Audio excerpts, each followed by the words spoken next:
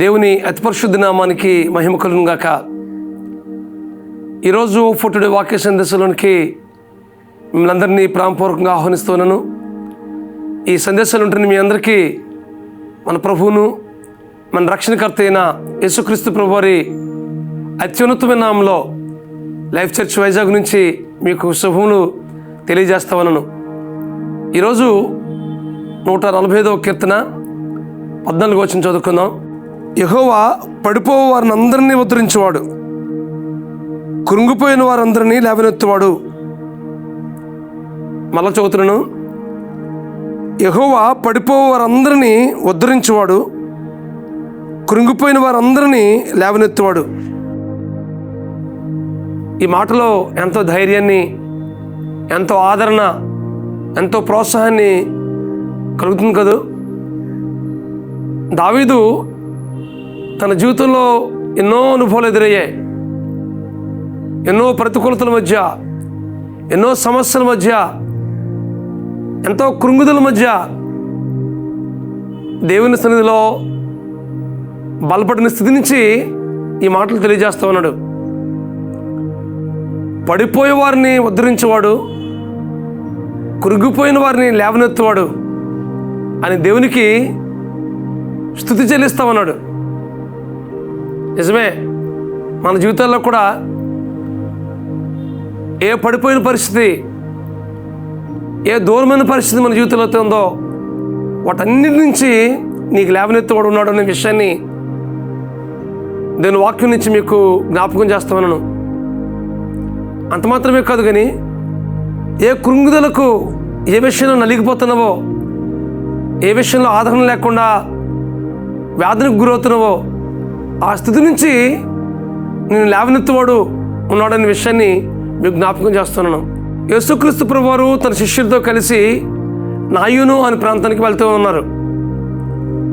ఆ వెళ్తున్నప్పుడు ఆ ప్రాంతం నుంచి, ఆ ఊరు నుంచి ఒక విధవరాలు, ఒకే ఒక కుమారుడు, తన కుమారుడు చనిపోయాడు. ఆ పాడును మోసుకుంటూ గుంపు వస్తూ ఉంది. అయితే ఆ తల్లి ఎంతో వేదనకు గురైంది, ఎంతో కృంగుదలకు గురైంది,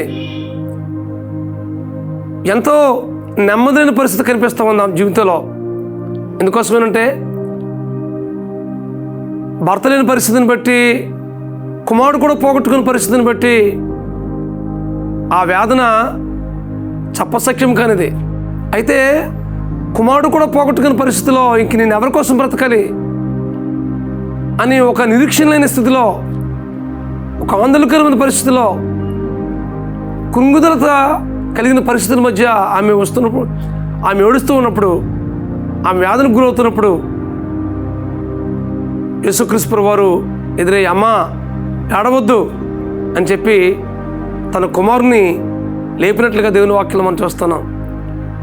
చనిపోయినటువంటి తన కుమారుని యేసుక్రీస్తు ప్రభువారు బ్రతికించాడు. ఎంత గొప్ప అద్భుత కార్యం ఇది!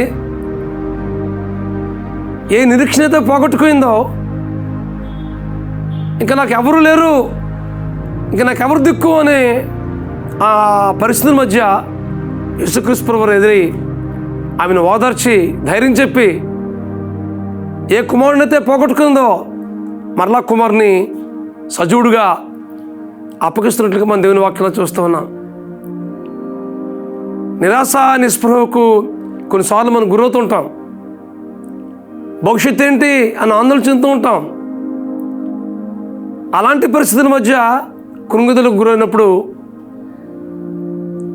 దేవుడు తన వాగ్దానాన్ని, అనేకమైనటువంటి వాగ్దానాలు మరొకరికి దాచి ఉంచాడు.